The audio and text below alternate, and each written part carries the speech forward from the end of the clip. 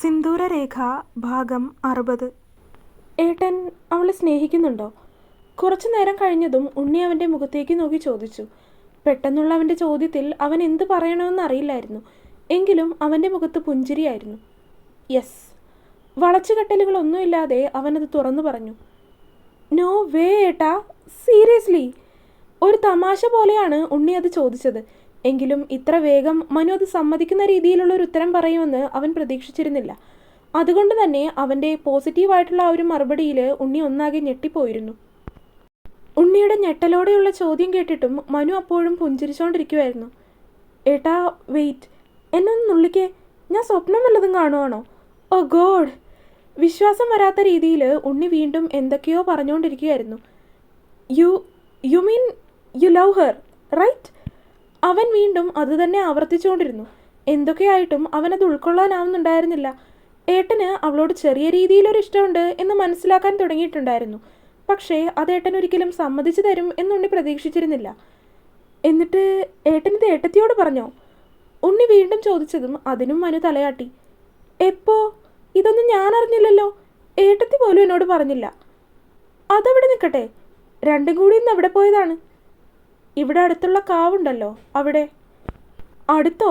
ഇവിടുന്ന് അത് 10-15 കിലോമീറ്റർ ദൂരം ഉണ്ടല്ലോ. അത് പിന്നെ നിനക്ക് കാര്യം മനസ്സിലായല്ലോ. പിന്നെ എന്തിനാ നീ തോക്കിൽ കയറി വെടിവെക്കുന്നത്? മനു ഗൗരവത്തോടെ ചോദിച്ചതും ഉണ്ണി ഒരു നിമിഷത്തേക്ക് ഒന്ന് സൈലൻ്റ് ആയി. എങ്ങനെയാ പോയത്?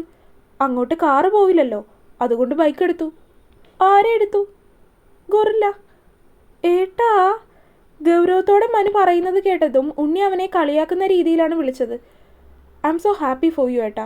കുറച്ചു കഴിഞ്ഞതും മനുവിനെ കെട്ടിപ്പിടിച്ച് അവൻ്റെ കവിളിൽ ഒരു ഉമ്മ കൊടുത്തുകൊണ്ട് ഉണ്ണി പറഞ്ഞു. അവൻ്റെ സന്തോഷത്തോടെയുള്ള പെരുമാറ്റം കണ്ടതും മനുവിനും സന്തോഷമായി. മനുവും ഉണ്ണിയെ തിരികെ ഒന്ന് പുണർന്നുകൊണ്ട് അവൻ്റെ കവിളിൽ ഒന്ന് ചുംബിച്ചു. അമ്മ ഇതറിഞ്ഞാൽ she will be very happy, അല്ലേ ഏട്ടാ? അതിന് മനു ഒന്ന് മൂളി. എങ്കിലും നീ പോയി ഉറങ്ങാൻ നോക്കിക്കോ, നാളെയും നേരത്തെ എഴുന്നേറ്റ് പോകേണ്ടതല്ലേ. മനു പറഞ്ഞതും ഉണ്ണി തലയാട്ടിക്കൊണ്ട് മുറിയിലേക്ക് നടന്നു. ഒരുപാട് നാളുകൾക്ക് ശേഷം ഉണ്ണി അന്ന് വല്ലാത്ത സന്തോഷത്തിലായിരുന്നു.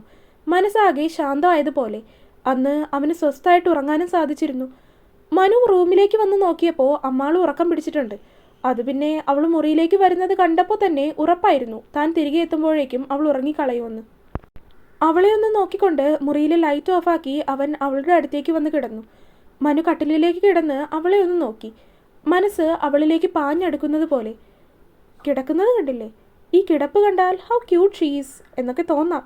പക്ഷേ അടുത്തറിഞ്ഞാൽ ആറ്റം ബോംബ് മാറി നിൽക്കും. മനു അവളെ നോക്കിയപ്പോൾ മനസ്സിലോർത്തു. അവളെക്കുറിച്ച് ഓർക്കുമ്പോൾ തന്നെ അവൻ്റെ ചുണ്ടുകളിൽ ചിരിയായിരുന്നു. എപ്പോഴാണ് ഇവളെ താൻ ശ്രദ്ധിച്ചു തുടങ്ങിയത്? അറിയില്ല. പക്ഷേ ആദ്യമേ കാണുമ്പോൾ ഒന്നും ഇവളെ തനിക്ക് ഇഷ്ടമല്ലായിരുന്നു. എങ്ങനെയെങ്കിലും തലയിൽ നിന്നൊന്ന് ഒഴിഞ്ഞു പോകണേ എന്ന് വരെ ചിന്തിച്ചിട്ടുണ്ട്. പക്ഷേ ഇപ്പോഴോ? ഒരുപക്ഷേ ഇതായിരിക്കും വിധിയെന്ന് പറയുന്നത്. അമ്മ പറഞ്ഞ് പെണ്ണ് കാണാൻ പോയപ്പോൾ എന്നെ തന്നെ നോക്കി നിൽക്കുന്നവളെ കണ്ടപ്പോൾ സത്യം പറഞ്ഞാൽ ദേഷ്യമാണ് തോന്നിയത്. അത് കഴിഞ്ഞ് കല്യാണം. അപ്പോഴും ഒരടുപ്പവും അവളായിട്ടില്ല. ശരിക്ക് ഒന്ന് സംസാരിക്കുകയോ ഒന്നും ചെയ്യാറില്ല. കല്യാണം കഴിക്കുന്ന സമയമൊക്കെ ശരിക്ക് തലക്ക് വട്ട് പിടിക്കുന്നത് പോലെ ആയിരുന്നു. കല്യാണം കഴിഞ്ഞിട്ടും അതെ, ഒന്നും അങ്ങോട്ട് അക്സെപ്റ്റ് ചെയ്യാൻ തോന്നുന്നില്ല. അമ്മയോട് പോലും ദേഷ്യം തോന്നിപ്പോയിരുന്നു. എല്ലാം അറിയായിരുന്നിട്ടും അമ്മ എന്തിനാണ് ഇങ്ങനൊരു കാര്യത്തിന് നിർബന്ധിക്കുന്നത് എന്നായിരുന്നു അന്നേരത്തെ ചിന്ത.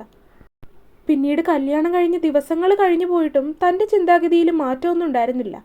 ഒരു തരത്തിൽ പറഞ്ഞാൽ തനിക്കൊരു വിവാഹ ജീവിതം ഉണ്ടാകില്ല എന്ന് കരുതിയ സമയമാണ് താനൊരു പെൺകുട്ടിയെ ജീവിതത്തിലേക്ക് വിവാഹം കഴിച്ച് കൂടെ കൂട്ടിയത്.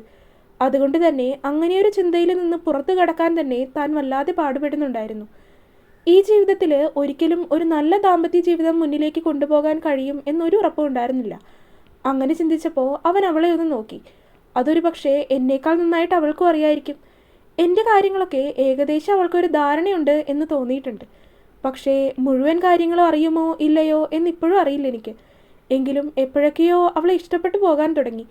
ഹൈദരാബാദിൽ പോയി ആദ്യമേ ഒരു അപകടം ഉണ്ടായപ്പോൾ പിന്നെ അമ്മ അവളെ നാട്ടിലേക്ക് വിളിച്ചപ്പോൾ ശരിക്കും എന്താണ് ചെയ്യേണ്ടതെന്ന് പോലും അറിയില്ലായിരുന്നു തനിക്ക്.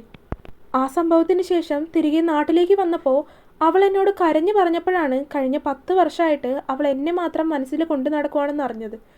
ശരിക്കു പറഞ്ഞാൽ അതൊരു ഷോക്ക് തന്നെയായിരുന്നു. പലപ്പോഴും ഇവൾക്ക് തന്നോടൊരു തരം ഭ്രാന്തമായ ഇഷ്ടമാണ് എന്ന് തോന്നിയിട്ടുണ്ട്. അല്ലെങ്കിൽ ഒരിക്കലും തന്നെപ്പോലെ ഒരാളെ സ്നേഹിക്കാനും വിവാഹം ചെയ്യാനും ഒന്നും ഒരു പെൺകുട്ടിയും ഇഷ്ടപ്പെടില്ല. എങ്കിലും കഴിഞ്ഞ 10 വർഷമായി തന്നെ മാത്രം മനസ്സിൽ കൊണ്ട് നടന്ന് പ്രണയിച്ച് നടക്കുന്ന ഒരു പെൺകുട്ടിയാണ് അവളെന്ന് കരുതിയിരുന്നില്ല. എങ്കിൽ പോലും അതറിഞ്ഞു കഴിഞ്ഞപ്പോൾ മുതൽ തൻ്റെ മനസ്സിൽ എവിടെയോ ഒരു ചാഞ്ചാട്ടം തുടങ്ങി. എങ്കിലും അവളോട് തനിക്കൊരു ഇഷ്ടമുണ്ട് എന്ന് തുറന്ന് സമ്മതിക്കാൻ തൻ്റെ മനസ്സിന് ഇഷ്ടമല്ലായിരുന്നു. ഒരു തരത്തിൽ ഒരു ഈഗോ പ്രശ്നം എന്നും പറയാം. പിന്നെയും തിരികെ ഹൈദരാബാദിലേക്ക് പോയപ്പോൾ അവളോട് ഒന്നുകൂടി ഒന്ന് സംസാരിക്കാനും ഒരു ഫ്രണ്ട്ലി ബിഹേവിയർ കൊണ്ടുവരാനും ശ്രമിച്ചു. പക്ഷേ അങ്ങനെ ശ്രമിക്കുമ്പോഴും പലയിടത്തും പലപ്പോഴും താൻ പരാജയപ്പെട്ടു പോവുക തന്നെയായിരുന്നു. എങ്കിലും തൻ്റെ പെരുമാറ്റത്തിലും സ്വഭാവത്തിലും ഇന്ന് വരെ അവളൊരു പരാതിയോ പരിഭവമോ പറഞ്ഞു കേട്ടിട്ടില്ല. That is one of the best attitude of her. എൻ്റെ ഭാഗത്തു നിന്ന് അവളെ വിഷമിപ്പിക്കുന്നതും വേദനിപ്പിക്കുന്നതുമായിട്ടുള്ള ഒരുപാട് തരത്തിലുള്ള പ്രവൃത്തികൾ ഉണ്ടായിട്ടുണ്ട്. പക്ഷേ ഇന്ന് വരെ അവൾ അതിനെക്കുറിച്ച് അമ്മയോടോ എന്നോടോ അവളുടെ വീട്ടുകാരോടോ ആരോടും പരാതിയോ പരിഭവമോ പറഞ്ഞിട്ടില്ല. ഒരുപക്ഷെ അവൾ സ്വയം തിരഞ്ഞെടുത്ത ജീവിതമായതുകൊണ്ടാവാം അത് പറയാതിരിക്കുന്നത്. എങ്കിലും അങ്ങനെയൊക്കെ ക്ഷമിക്കാനും പൊറുക്കാനുമുള്ള കഴിവുണ്ടല്ലോ. അവളെക്കുറിച്ച് ചിന്തിക്കുമ്പോൾ പലപ്പോഴും തൻ്റെ മനസ്സിലേക്ക് കടന്നു വരുന്നത് ഈയൊരു കാര്യമാണ്. എന്ത് കാര്യങ്ങളും സഹിക്കാനും പൊറുക്കാനും ക്ഷമിക്കാനും എല്ലാ കാര്യങ്ങളും നല്ല രീതിയിൽ കൊണ്ടുപോകാനും ഒക്കെയുള്ള അപാര കഴിവുണ്ട് അവൾക്ക്. മേ ബി ആ ഒരു കാര്യമായിരിക്കാം തന്നെ അവളിലേക്ക് കൂടുതലായിട്ട് ആകർഷിച്ചത്. പിന്നെ ഹൈദരാബാദിൽ വെച്ച് തനിക്ക് പനി വന്നപ്പോൾ മനഃപൂർവ്വം അല്ലെങ്കിൽ പോലും എക്സിബിഷൻ നടക്കുന്ന തിരക്കിനിടയിൽ അവളോട് താൻ ആ കാര്യം പറയാൻ മറന്നുപോയി. അന്നേ ദിവസം അവളെ വിളിക്കാനും വിട്ടുപോയിട്ടുണ്ടായിരുന്നു. അത് തൻ്റെ ഭാഗത്തു നിന്നുള്ള തെറ്റ് തന്നെയായിരുന്നു. അക്ഷയ് തന്നെ കൂട്ടി മരുന്നിന് പോയപ്പോഴും താൻ അവനോട് പറഞ്ഞിരുന്നതാണ് സംസ്കൃതിയോടിപ്പോൾ കാര്യങ്ങളൊന്നും വിളിച്ച് പറയേണ്ടെന്ന്. പക്ഷേ ഹോസ്പിറ്റലിൽ ചെന്ന് അവിടെ ഡ്രിപ്പ് ഇട്ടപ്പോൾ അവൻ അവളെ പോയി വിളിച്ചുകൊണ്ട് വന്നു. അവളുടെ മുഖം കണ്ടപ്പോൾ തന്നെ പണി പാളിയിട്ടുണ്ട് എന്ന് ഏകദേശം ഒരു രൂപം ഉണ്ടായിരുന്നു തനിക്ക്. എങ്കിലും ആ ഒരു കാര്യം പറഞ്ഞ് വീട്ടിലേക്ക് തിരിച്ചെത്തിയപ്പോൾ അവൾ നാട്ടിലേക്ക് പോകാനുള്ള ടിക്കറ്റ് ബുക്ക് ചെയ്യാൻ പറയും എന്ന് കരുതിയിരുന്നതല്ല. ടിക്കറ്റ് ബുക്ക് ചെയ്യാൻ പറഞ്ഞപ്പോഴും അവൾ നാട്ടിലേക്ക് പോയി കളയുമെന്നും കരുതിയിരുന്നതല്ല. പെട്ടെന്ന് അവൾ നാട്ടിലേക്ക് പോവാണെന്ന് പറഞ്ഞ് ടിക്കറ്റ് ബുക്ക് ചെയ്യിപ്പിച്ച് നാട്ടിലേക്ക് പോയപ്പോൾ തനിക്കും വാശിയാണ് തോന്നിയത്. അതുകൊണ്ട് അന്നേരം അവളെ പോണ്ടാന്ന് പറഞ്ഞ് തടഞ്ഞു നിർത്താനോ അവളുടെ കൂടെ പോകാനോ ഒന്നിനും തുനിഞ്ഞില്ല.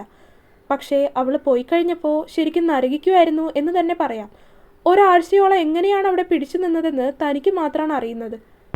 രാവിലെ എക്സിബിഷന് പോകുമ്പോഴും അത് കഴിഞ്ഞ് വൈകുന്നേരം തിരികെ വീട്ടിലേക്ക് വരുമ്പോഴും അവൾ വീട്ടിലില്ല എന്നുള്ള കാര്യം ഒട്ടും അക്സെപ്റ്റ് ചെയ്യാൻ പറ്റുന്നുണ്ടായിരുന്നില്ല.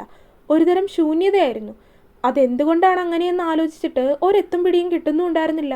അവളുടെ കലപില സംസാരവും അതും ഇതും പറഞ്ഞു വരുന്നതും ഒക്കെ മിസ് ചെയ്യാൻ തുടങ്ങി. അതിനിടയ്ക്ക് അമ്മ വിളിച്ച് നല്ല ചീത്ത പറഞ്ഞു.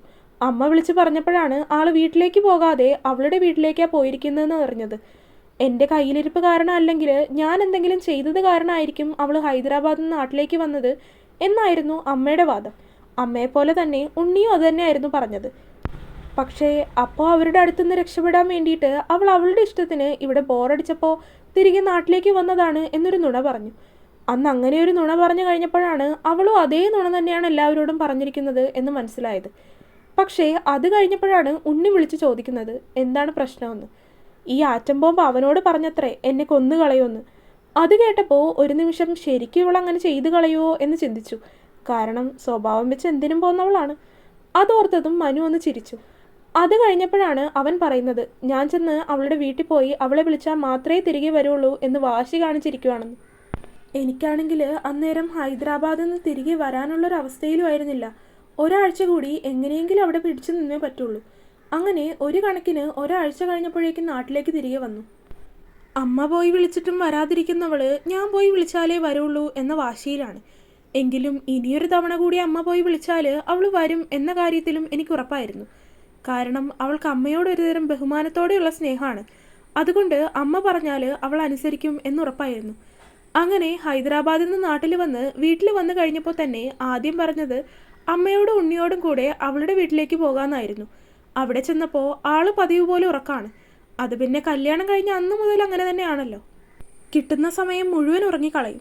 പലപ്പോഴും ഇവളെ ഇങ്ങനെ കാണുമ്പോൾ അവൾ ഉറങ്ങുന്നതിൻ്റെ പകുതി ഉറക്കമെങ്കിലും തനിക്ക് തന്നൂടെ എന്ന് ആഗ്രഹിച്ചു പോയിട്ടുണ്ട്. അതുപോലെയാണ് അവൾ കിടന്നുറങ്ങുന്നത്.